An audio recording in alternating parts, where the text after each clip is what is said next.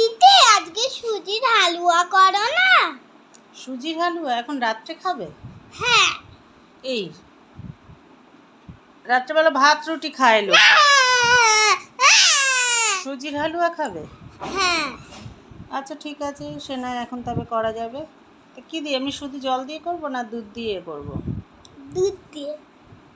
আচ্ছা ঠিক আছে, দুধ আছে, দেখি চলো এখন তবে সুজির হালুয়া করি। আজকে রাত্রে দিদি সুজির হালুয়া খেতে চাইছে। এমা এরকম করছো কেন তুমি?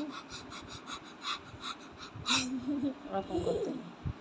তো চলো এখন সুজির হালুয়া বানাবো। আমরা কিভাবে বানাবো তোমাদের সাথে শেয়ার করছি। কি দিদির কি মন হয়েছে, এবার বলছে যে দিদি সুজির হালুয়া খাবো, রাত্রে আর ভাত রুটি কিছু খাবো না।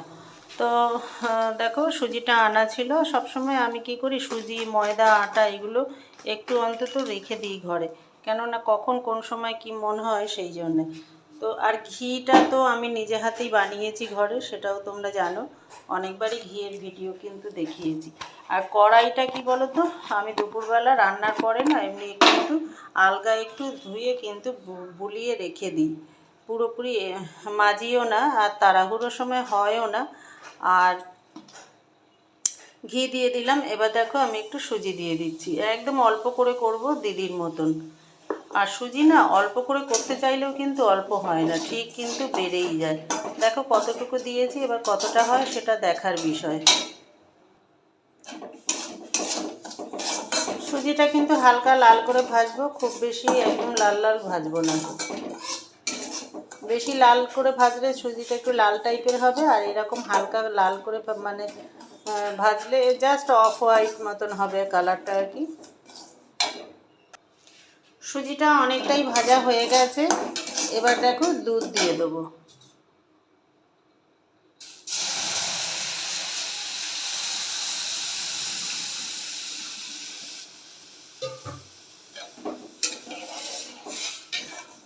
আর সঙ্গে সঙ্গে না নেড়ে নিলে না তবে কিন্তু ডেলা পাকিয়ে যাবে। দেখো খুব ভালোভাবে কিন্তু ফুটে গেছে। আর যেহেতু খুব মানে সুজি দেখবে ফুটলে না কিন্তু বাইরে ছিটকে ছিটকে গায়েটায় চলে আসে, ওই জন্য কিন্তু একটু মিডিয়াম আঁচে দিলে ভালো হয়। আমি এখন তোমাদের দেখানোর জন্য একটু আঁচটা বাড়িয়ে দিয়েছি। আর এখানে আমি দিয়ে দিলাম একটা তেজপাতা আর দুটো এলাচ। এবার দিয়ে দেবো আমি চিনি।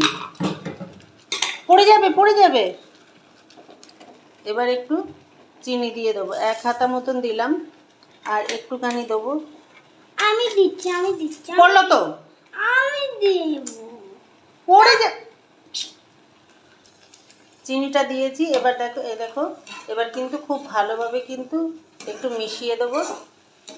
আর যেহেতু আমি এর মধ্যে জল দিইনি ওই জন্য কিন্তু তাড়াতাড়ি কিন্তু, আর সুজি কিন্তু না খুব ফুলে যায়, সঙ্গে সঙ্গে একদম ফুলে যায়। দেখো কতটুকু দিয়েছিলাম আর এখন দেখো কতটা হয়ে গেছে। আর চিনিটা যত গলবে তত কিন্তু একটু পাতলা হয়ে যাবে, ওই জন্য আমি আর জল দিইনি। এবার আঁচটা একদম কমিয়ে দেবো। আঁচ কমিয়ে দিলে তবে কিন্তু তাড়াতাড়ি শুকোবে না, আর বেশি আঁচ দিলে কিন্তু খুব তাড়াতাড়ি শুকিয়ে যাবে। চিনিটা গলতে থাকুক, আঁচটা একটু কমানো থাকুক। এবার দেখো সুজিটা কিন্তু একদম হয়ে গেছে।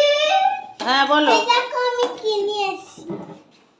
দিদির খিদে পেয়ে গেছে, সেই 5টার সময় খেয়ে পড়তে গেছে, তো ওই জন্যে তখন দুধ বিস্কুট হরলিক্স যেদিন যা পারে খেয়ে যায়, আজকে দুধ খেয়ে গেছিলো।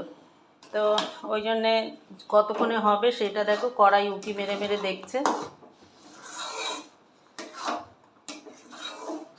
তো সুজিটা হয়ে গেছে, এবার নামিয়ে নেব। আর এই ছড়ানো থালাটার মধ্যেই এখন নামাচ্ছি, কেন ঠান্ডা হতে সুবিধা হবে সেই জন্যে। আর কড়াই থেকেই অমনি সঙ্গে সঙ্গে তুলে দেওয়াটা ঠিক না, সেই জন্য উনুন থেকে আগে নিচু হয়ে গেছে, সোজা করে না উনুন থেকে উঠলে পড়ে যাবে। আমি কড়াইটা উনুন থেকে নামিয়ে নিলাম, ওইভাবে উনুনে থাকা অবস্থায় খাবার বেড়ে দেওয়াটা ঠিক না।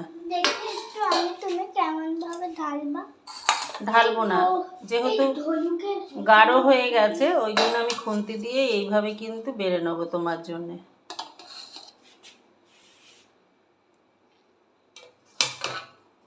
দেখা যাক।